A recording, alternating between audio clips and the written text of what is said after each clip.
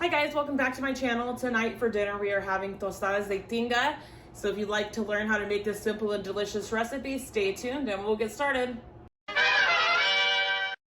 As always, we're going to start with our ingredients. So we are feeding 5 people tonight with our tinga. I have 4 boneless, skinless chicken breasts that I washed, a small bunch of cilantro. I have 11 Roma tomatoes, 4 cloves of garlic,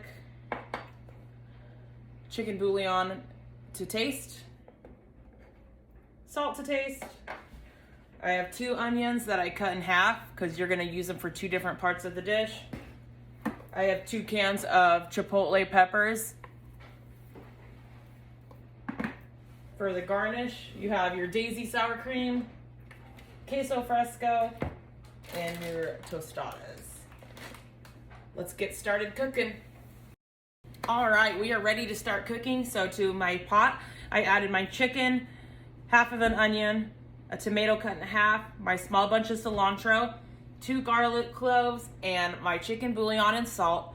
This is gonna boil for an hour to an hour and a half until the chicken is tender. Into my second pot, I added my 10 tomatoes, and I'm gonna boil them until the tomatoes start to split. We will be right back. All right, so our chicken is done cooking. You'll know it's ready. It's been about an hour and a half. It should be easy to shred, but it shouldn't be too soft because you're still gonna cook it a little in the tomato sauce when you make it. I put my tomatoes in my blender. I added half an onion, 2 garlic cloves. I did add a cup of broth from when I cooked the chicken. And I'm going to add a little bit of salt, and we are going to blend this up and then add some chipotle. So we'll be right back. Our blender is all set up here. We are going to blend it on medium speed until it is very well blended. So we'll get that going.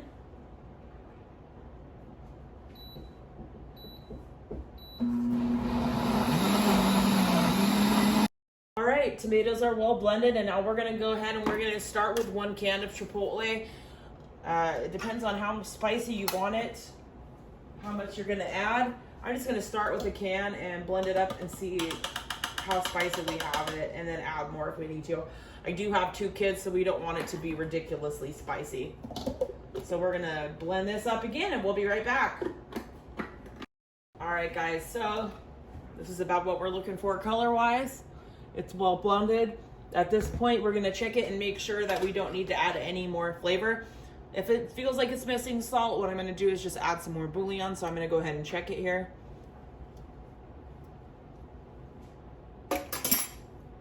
And it's perfect on the spice level, but I do wanna add a little bit more bouillon. Let's give it a little bit more flavor, and we're gonna blend it. And we'll be right back to shred our chicken. All right, so we are gonna start shredding our chicken. You wanna shred it into some fairly small sized pieces. They don't wanna be too small because they're gonna cook it. You're gonna wanna put them on the tostada. So it's gonna look about like that. And I'm gonna shred up all this chicken, and then we'll be right back and we're gonna start cooking our tinga. Guys, we are all ready to cook. I have my wok here where I've heated up some vegetable oil on medium heat. I forgot to mention that second onion we had, you need to slice it real thin because that's what we're gonna put in first. I got my chicken and my sauce, and I have my strainer. I have my oil heated in a wok. You can use a large skillet if you want, but I do prefer to use the wok. And I've got my wooden spoon, and I am going to add my onions in here, and we are gonna cook until fragrant.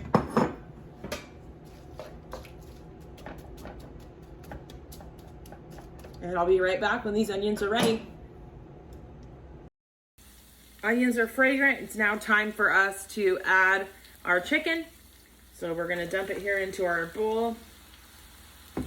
We're gonna mix this well with our onions, and we're gonna cook this until, we're just basically gonna fry it for a little bit until you see a little bit of the pieces of the chicken starting to get a little crispy. And it's just gonna take about 5 or 6 minutes for that to be ready for us to add our sauce, and we'll be back in a few minutes. Chicken is ready to go. As you can see, maybe move it up a little closer.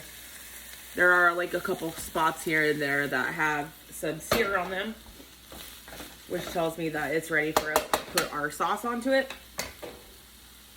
I should let you know that the onions are completely optional. If you don't like to have onions in your meal, you can leave it out and it's going to taste great regardless. We just like to have onions in ours.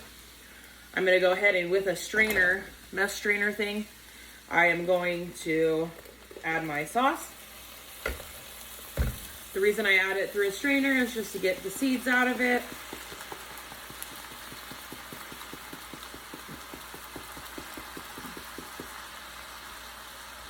Second one. Move things along. You can take your spoon or you can stir it around in there.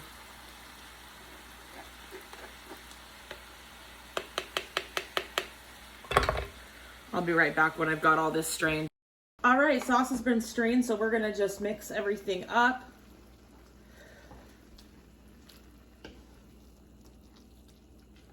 Make sure that your heat is on medium, and once we've got this all mixed, we are just gonna let it simmer here in this juice for 20 to 25 minutes. Stir it occasionally so that nothing sticks to the bottom. And while we wait for this to cook, we are gonna prepare our garnishes, so we will be right back. All right, so I have added our sour cream to a bowl here, and we are gonna thin it out just a little bit because we want to be able to easily put it on our tostadas. So what I'm gonna do is I'm just gonna go ahead and add a little bit of milk there. Not too much because you don't want it to be too watery, but you want it to be nice and soft, just so that it's real easy to drizzle on your tostada. I usually, when I make my tostadas, I spread the sour cream over the bottom and then I put the tinga on top. But not only does this make it easier to spread on, it actually makes the sour cream go a little bit further. So that's all mixed up, thinned out a little bit. Your queso fresco, we like to use this kind.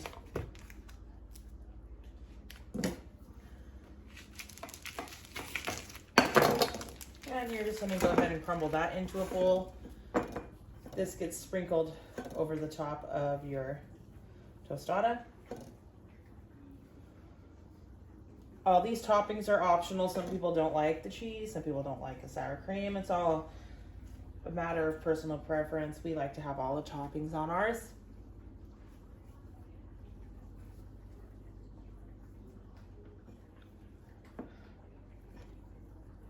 I also did forget to let you guys know when I was prepping that another topping you can add to the top of yours is avocado and lettuce. I forgot to get lettuce at the store, so we're not doing lettuce tonight.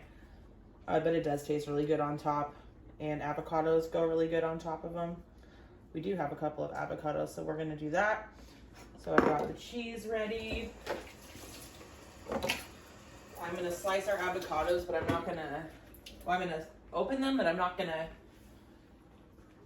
slice them up until we're ready, just because we don't want it to turn brown. So I'll just get it like that, and then when it's ready to assemble the tostadas, we'll put the avocado on top. So yeah, we are just about done. We're just gonna, all right guys, everything is all cooked and we are gonna get ready to assemble our tostadas. So I'm gonna make 2 tostadas here for my son, just to show you guys how it's done. So I start with my sour cream on the bottom. Just spread it around there.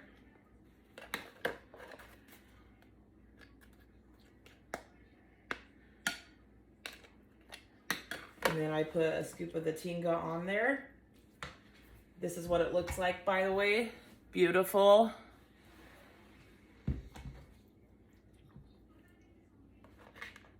Just spread that over the top of the tostada here. And then when you do it, you want to try to keep a limited amount of the sauce that's on there, just because the tostadas will start to break. It's more chicken than sauce. Just like that. And then I'm going to do the cheese on the top. She said you got the party.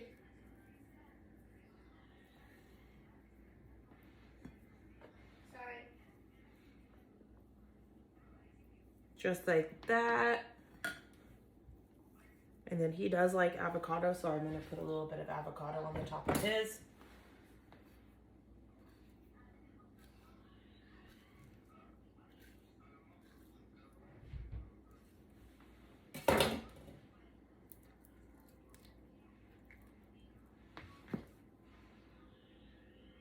Just like that.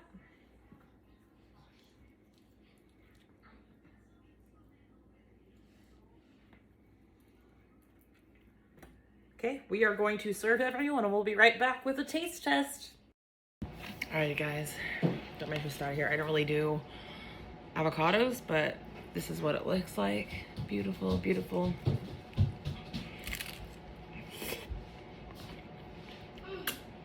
Delicious. Be sure to like and follow.